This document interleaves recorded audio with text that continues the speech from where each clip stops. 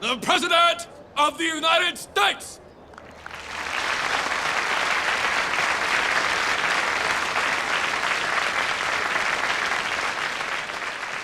Resistance to the war was growing. Mr. Lincoln needed to reinvigorate the people, to explain to them, and perhaps himself, why this endless plague of war must continue. 77 years ago, our fathers brought forth upon this continent a new nation, conceived in liberty and dedicated to the proposition that all men are created equal. Now, we are engaged in a great civil war, testing whether that nation, or any nation, so conceived and so dedicated, can long endure. We are met on a great battlefield of that war.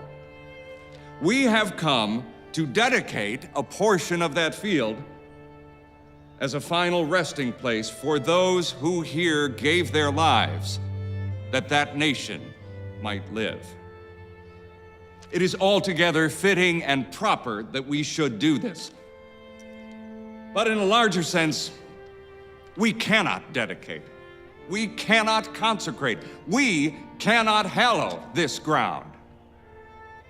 The brave men, living and dead, who struggled here have consecrated it far above our poor power to add or detract. The world will little note nor long remember what we say here, but it can never forget what they did here. It is for us, the living rather, to be dedicated here to the unfinished work which they who fought here have thus far so nobly advanced.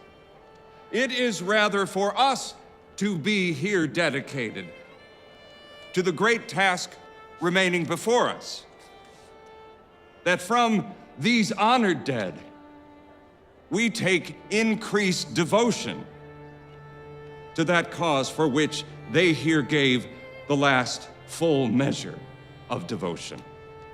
That we here highly resolve that these dead shall not have died in vain.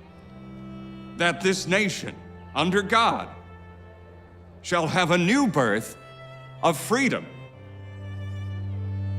And that government of the people, by the people, for the people, shall not perish from the earth.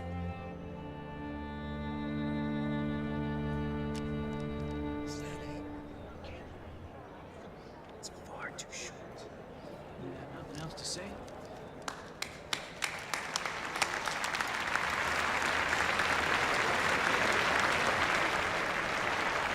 Silly, flat, and dish-watery utterances of a man who must be pointed out to intelligent foreigners as the president. Well, I've not had much time for foreign policy.